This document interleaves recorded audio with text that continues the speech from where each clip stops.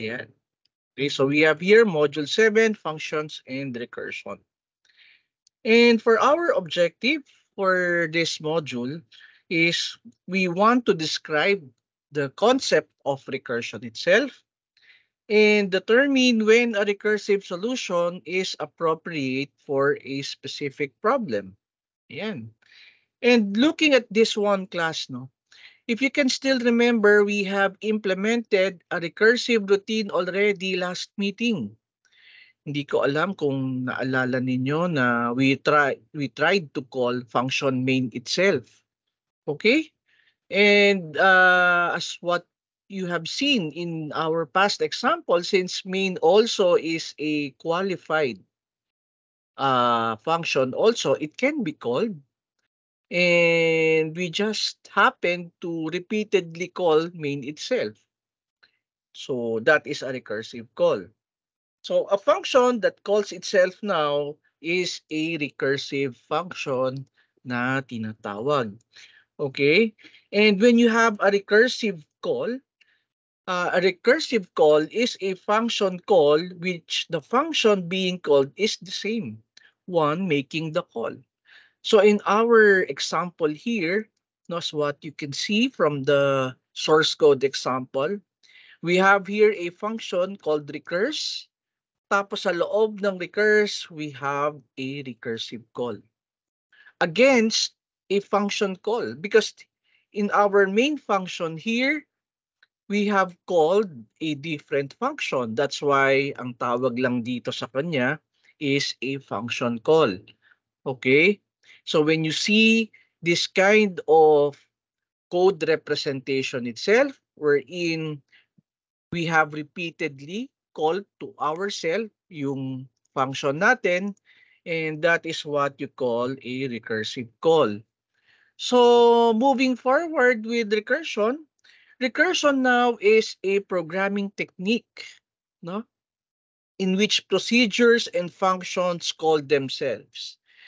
It's a somewhat like an alternative to using loops or iterative structure, no? And if used well, this technique is quite powerful because this technique is usually used in data structures and algorithms and is responsible for the AI frameworks. Yes, artificial intelligence uh, frameworks that we have right now. Okay, so let's now try to look into a recursive definition. So a definition in which something is defined in terms of smaller version of itself, and that is what a recursive definition means. We are trying to represent something or some solution, okay, in terms of a smaller version of it. So if you have heard of the phrase called divide and conquer technique, no? Ito yung sinasabi nating divide and conquer technique when we are working with algorithms. Okay? So when we are writing a recursive function, there are two important parts. Meron tayong tinatawag na base case. Okay? Yung base case, ito yung when will we stop calling the recursive call. Okay? So which it simply means when do we stop? Okay? And our general case is when we will be calling the recursive call. Okay? Most of the time, we start with the general case. Kasi ito yung pinakamadali eh. We just call a function itself. But afterwards, syempre, we do not want for our program to run forever.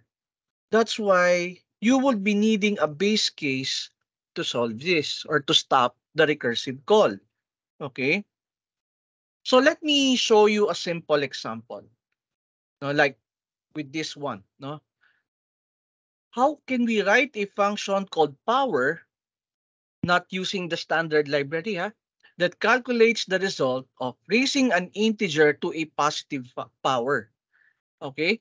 Now, of course, with the use of iteration or for loop or while loop or do while loop, 'di ba? Madali niyong magagawa 'yan eh. Okay? But recursive function is different. Okay? So we have to identify the base case. So in our example here, let's suppose that x is equal to 3 and n here is 4. So meaning we wanted to raise 3 to the power of 4. No? And we can simplify the above equation as 3, 4 is equal to 3 times 3 to the third power, di ba? 3 times 3 to the second power, and 3 times 3 to the first power, and 1 is equal to 3. And how is it represented recursively? Notice, class, no, that we have here if n is equal to 1, we will not be doing some recursive call anymore and simply return x. And if it's not, it's not yet 1, let's say nasa 4, 3, and 2 pa lang tayo, notice, okay, that we will be returning x multiplied to the power of x and minus 1. So we will be having a recursive call and a call to itself, no? And sige, tingnan natin, no, for us to better understand this, no. Let me just explain this to you. So let me open here a new program. So we have here include IOStream and then using namespace std. Tapos meron ako dito main function. Ayan. Then we have return 0. Okay? So in our example here, class, no, what I'll be doing here is I'll create a sample recursive routine, sample recursion. Ayan. And looking at the body, I would simply call hello world, 'di ba? Yan, ganito lang kasimple. Hello world. And then you have end L. Okay? And then in my main function, I'll simply call on recursion. Okay, so I have a function call, but I'm not done yet because I have to simply put a function prototype for this one. Ayan, function prototype. Okay. Oops, sorry about that. Ayan. So you have a sample recursion. Okay, so I'll be running the program now. And as what you can see, we have here hello world. Okay, and it's been called a single instance because this is just a function call. Now, we will now try to implement a recursive call. Okay, so after hello world, ang gagawin ko, class, I'm going to call sample recursion again. So which means when we have a function call, you always remember na a function call will always return to the calling function itself. Kung sino ang tumawag sa kanya pabalik. Okay? But in our example here, as what you can see, we have here an endless print out of hello world. And why is that so? Kasi kung titingnan natin, class, after displaying hello world, we have sample recursion. Okay? 'Di ba? And uulitin na naman niya, sample hello world, and then you have recursion. Ayan. And when that happens, okay, uh, the behavior is quite different other than iteration. Okay? It's because if I'm going to draw, no? Uh, let me draw this one. Snipping tool. Ayan. Ayan. Okay. If this is our program and I'm going to use Paint for this one and simulate what happened. we have here a function called main. Tapos, pinasa natin yung tinawag natin si sample recursion. And this is our connection to sample recursion. Okay? Ngayon, this sample recursion, as what you can see, it printed out hello world. Okay? And it called sample recursion again. So notice in our diagram here, a sample recursion was called, okay, again, under sample recursion. Notice my connection is in my sample recursion function, hindi sa main. Okay, dito mismo. Kasi dito siya tinawag eh. And again, repeatedly, okay, endlessly, this will have a function call again and again and again, because we don't have any way to stop the program based on our logic. So technically, print lang siya ng print ng hello world. And when you have do this kind of behavior, look, the circles keep on increasing. When we have circles in this diagram, we are saving something on the memory. And this is what you call the stack, the memory stack. Okay? Kaya class, nagkakaroon tayo and after na tumatakbo siya, no? Tumatakbo yung program natin, okay, over time. And it will reach to a point that we have no more memory space or stack space sa program natin, and that you will encounter yung stack overflow. Ayan. Okay?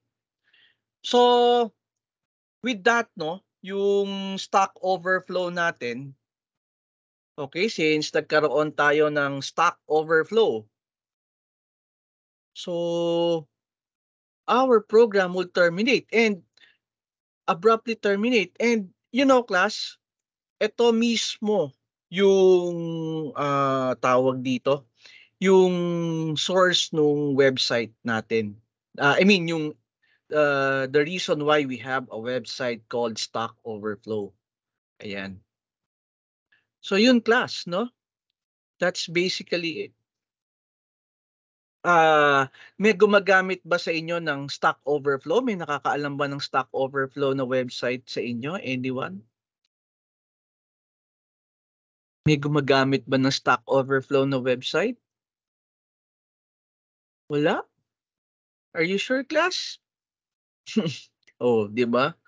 So meron eh. Oh, so alam niyo yung website na yan.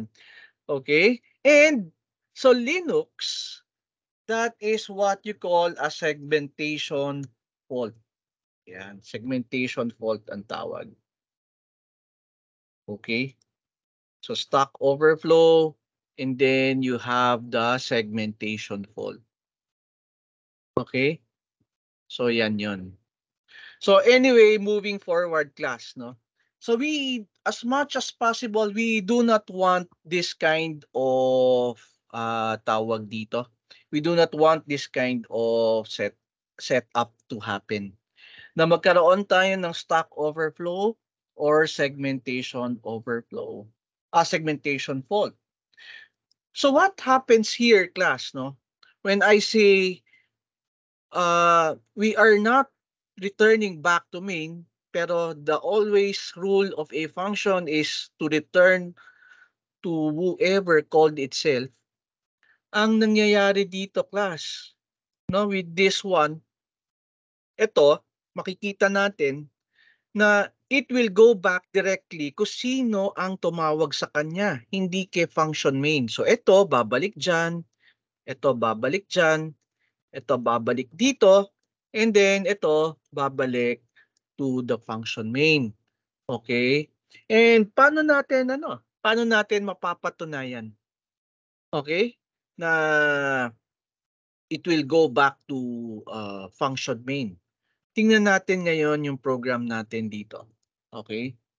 So sabihin natin dito sa program natin Now we have C out. Okay? C out, and then we do have program ends. Yan. Okay? However, syempre, when we run this program, okay, hindi siya bumabalik, di ba? So, kailangan natin pabalikin yung program. Kailangan natin mapalabas yung program ends natin.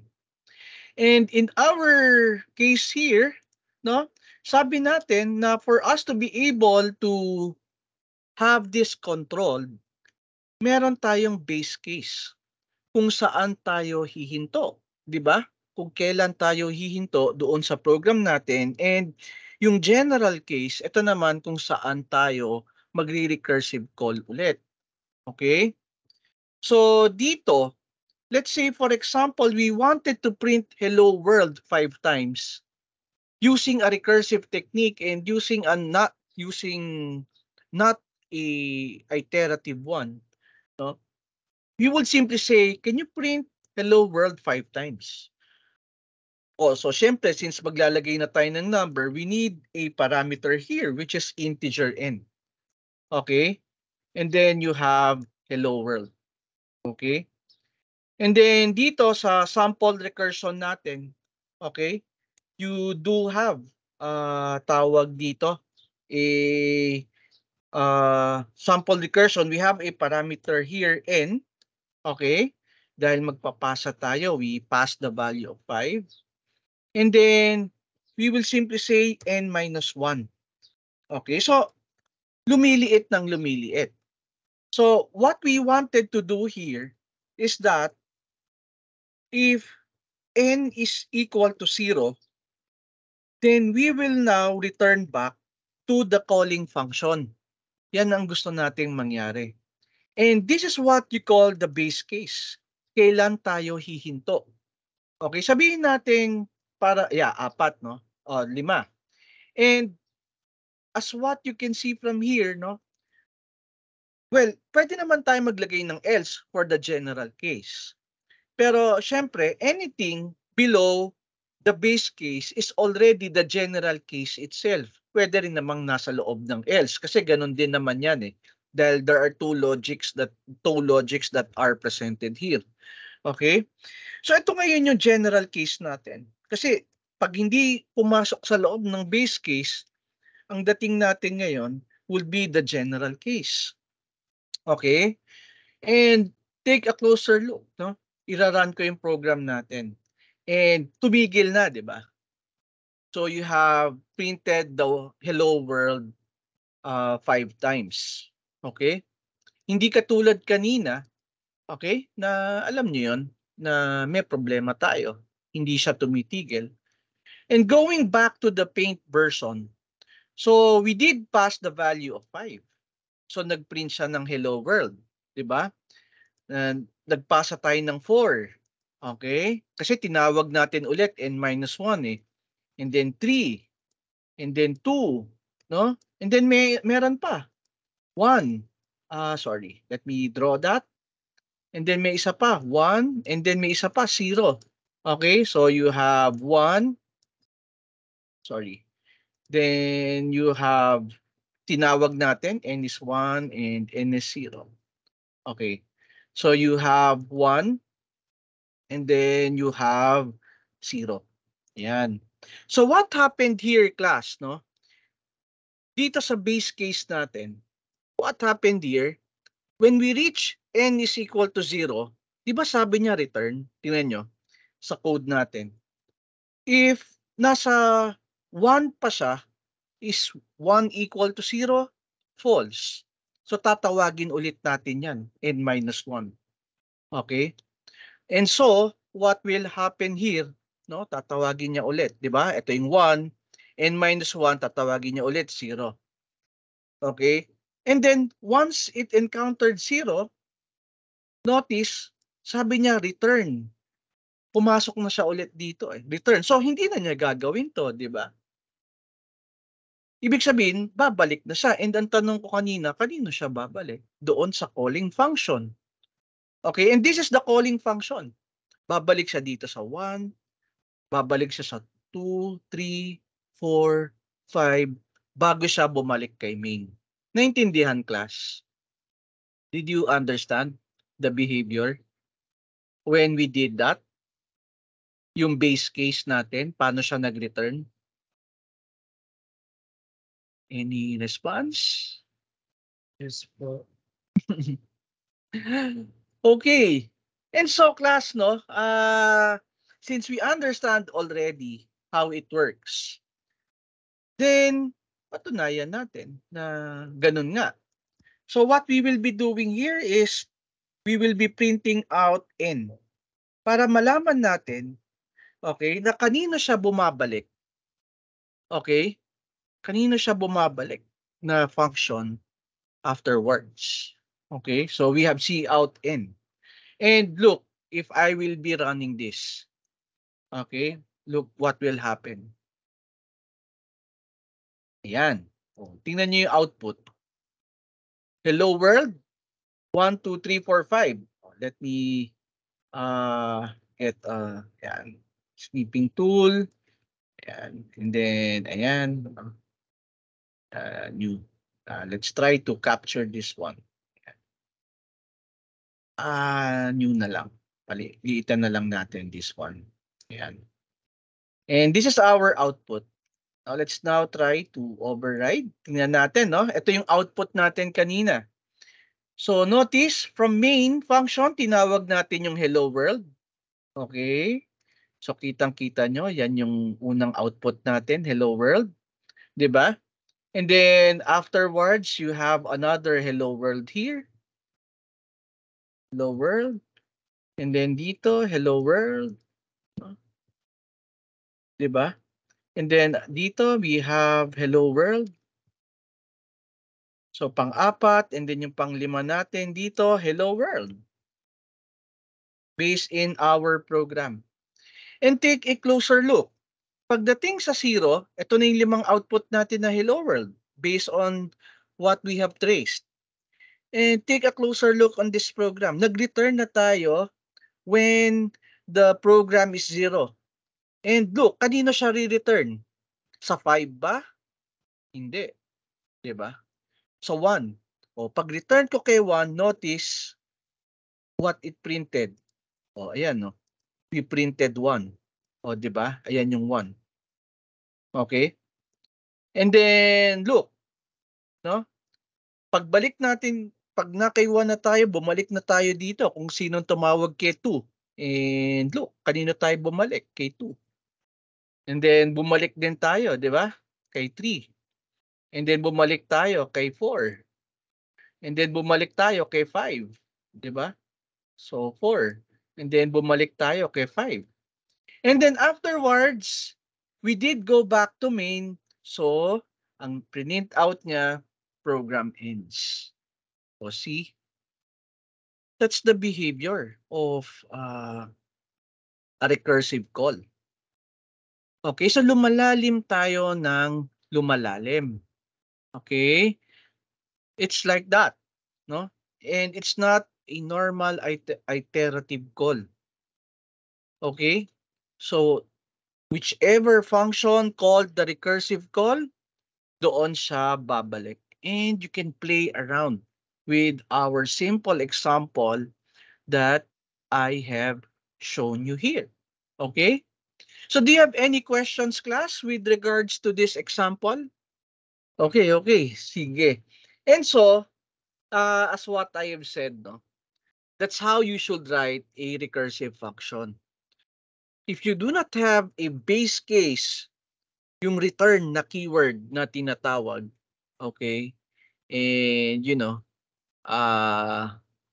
your recursive call will not be able to stop until such time na magkaroon siya ng tawag dito ng stack overflow. Ayan. And so moving forward, no, with that, since naintindihan natin, let's now take a closer look on how do we compute for a factorial of a specific number. Okay? So in our case here, we have example number 2. Given an integer n or factorial or n factorial, it is defined as the product of all integers between 1 and n, including n. So that simply means, di ba, if we have the factorial of 4, you have 4 times 3 times 2 times 1. And that is what we wanted to do. And take a closer look, no, on its factorial definition. Okay, given a number, di ba? And how do we calculate the factorial? If n is equal to 0, we return 1. And what is the general case or the recursive step? We calculate the factorial of n minus 1 and return the factorial of n minus 1. And how does it work? No, using the source code. Look at this one, no? Here is our solution, which is integer factorial. So we have the base case and then we have the general case or the recursive call. And how does it work? Tingnan natin, class, no? So in my program here, let me try to write, no, yung factorial, integer factorial, and then we have integer n. Ayan. And anong sabi niya? Anong base case natin? If n is equal to 0, ayan, no? Then return 1. O, di ba? Mas naintindihan nyo na ngayon yung mga function na nagre-return. Okay, otherwise, sabi niya, return, okay, n minus factorial n minus 1. Okay? And take a closer look. How do we call? O, let's try to put a remark muna dun sa sample recursion natin. How does that factorial work? So let's say we have result here and factorial. We wanted a factorial of 4.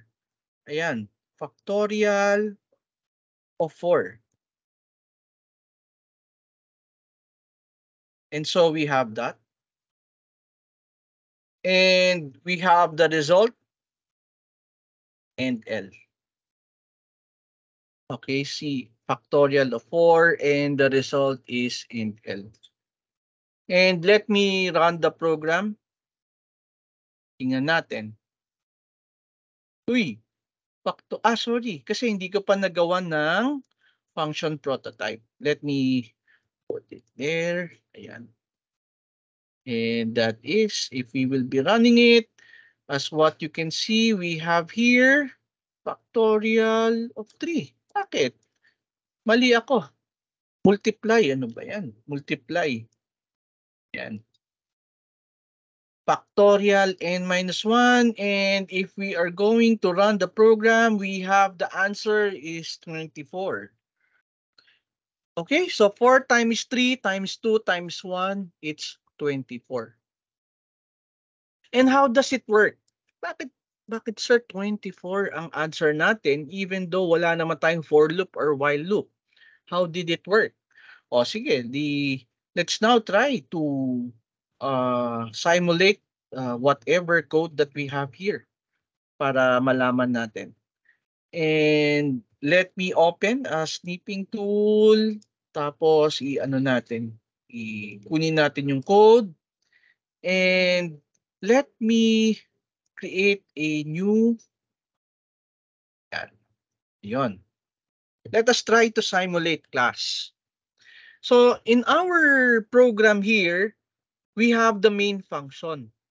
Ayan, so we have the main function. And just to be clear, so we have the main function here.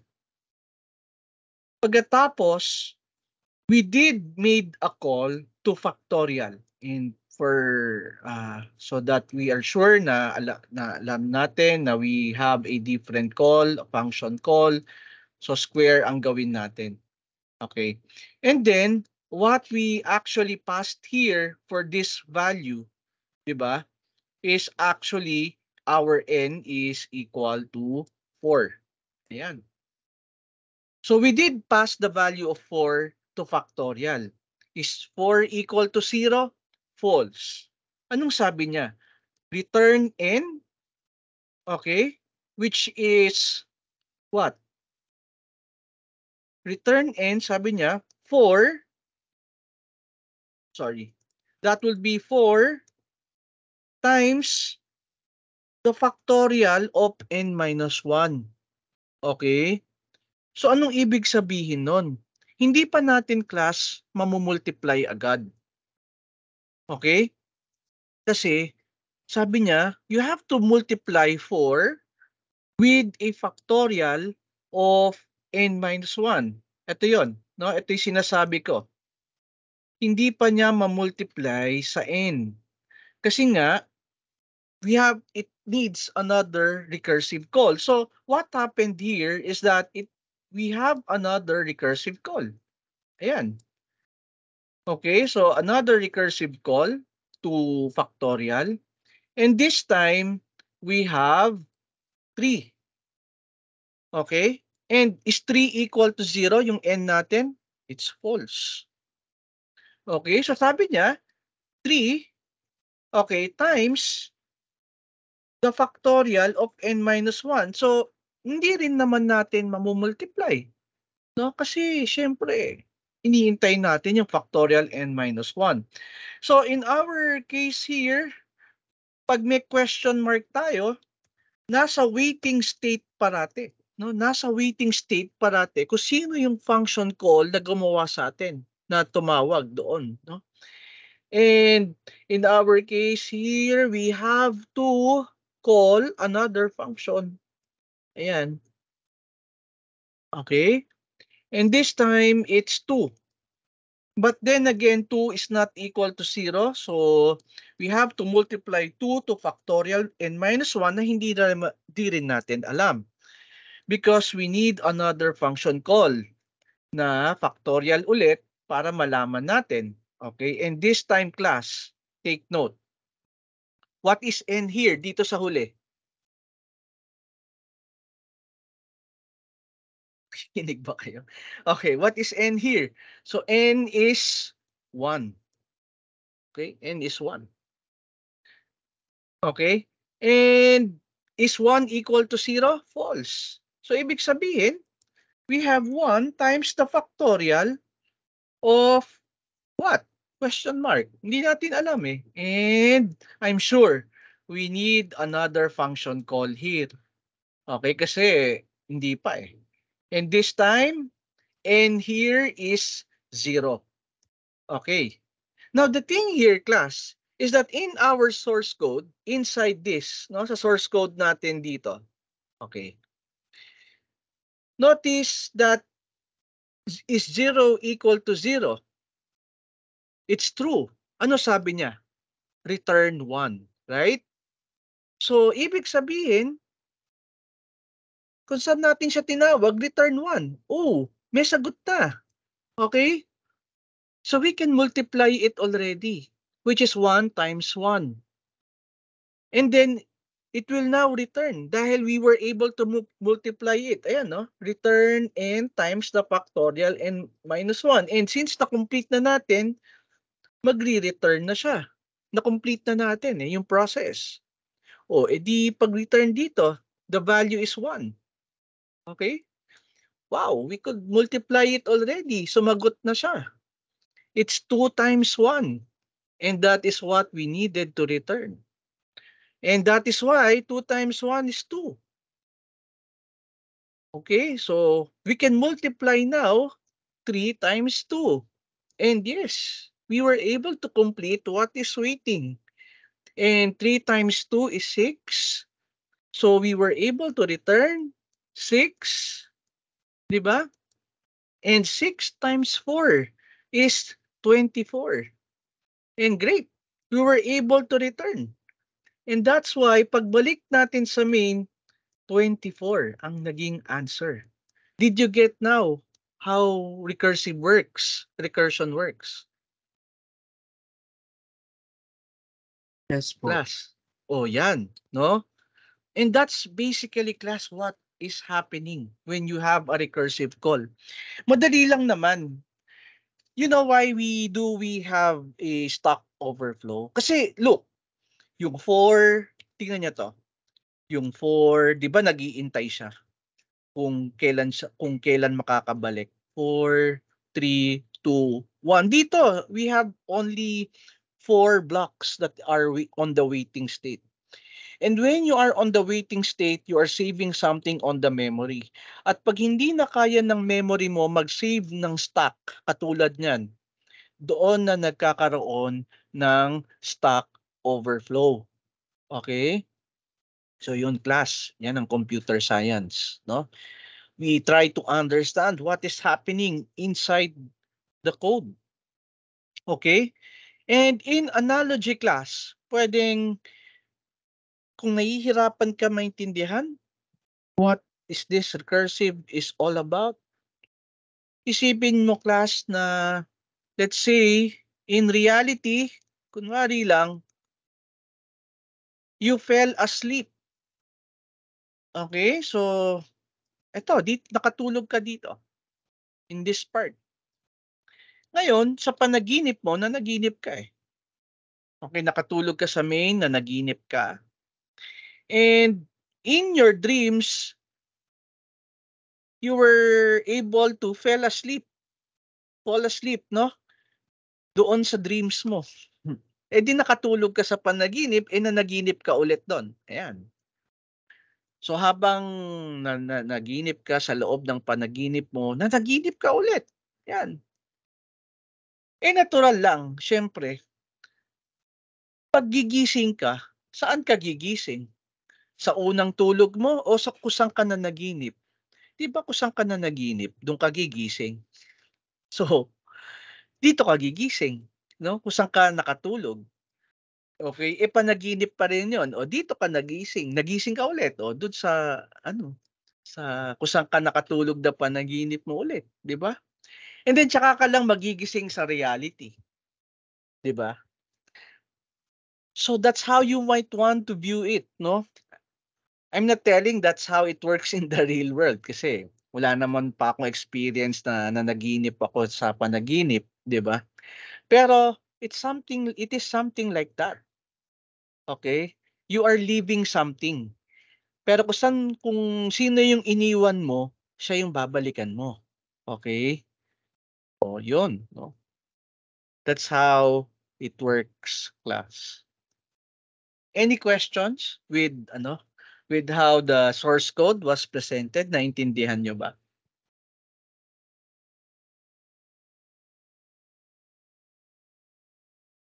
Okay.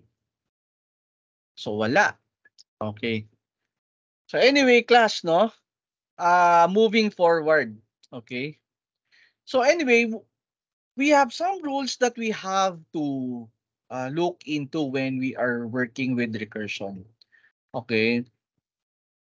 So unang-una, syempre, the only recursion will ha- uh, will happen if a function would call to itself, no?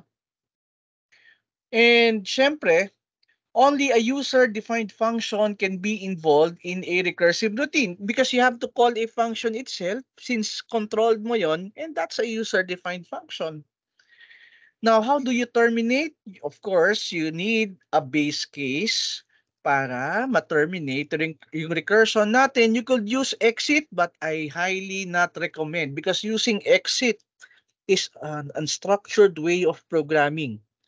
You are forcing your program, no, to terminate. And by forcing a recursive routine to terminate, you are leaving unsolved waiting state of your program. So, ibig sabihin, basta ka na lang ng iwan. Something like that. No? Along the way, you did not finish something. Nang iwan ka na lang basta dun sa program mo. Okay? So, yeah, that's why it's very unstructured and unprofessional. So, when we have here, no, when a recursive call, no, the recursive call uses stack. So, therefore, we have to be very careful of a too deep recursive routine. Okay, baka hindi kaya ng stack natin, but this can be configurable in our compilers. And during recursion, no, recursive calls, a new memory is allocated to it. That's why nagkakaroon tayo ng stack overflow. And the advantages and disadvantages of recursion, syempre, it makes our code shorter and cleaner. Yes, if you know the phrase divide and conquer, yan, that's the reason why. And complex code and nested loops are avoided here. Too deeply nested loops. And most of the time, ginagamit sa class as what I've said in terms of data structures and algorithms. And this concerns also artificial intelligence because of graphs and tree traversal. And what are the disadvantage of C++ recursion? Siyempre, it takes a lot of stock memory. Diba? Kaya nga nagkaka-stack overflow. Alam nyo class, nakalagay dito, it uses more processor time but not necessarily. Okay, depends on the problem that we are looking into. And it can be more, yes, I'll agree to this. It can be more difficult to debug, of course, because, thinking recursively is somewhat more complex, no? Than an iterative one. Okay? So, we have to weigh in things. And yes, ayaw na bumaba ng PowerPoint presentation ko, no? And I guess this is the end of our discussion.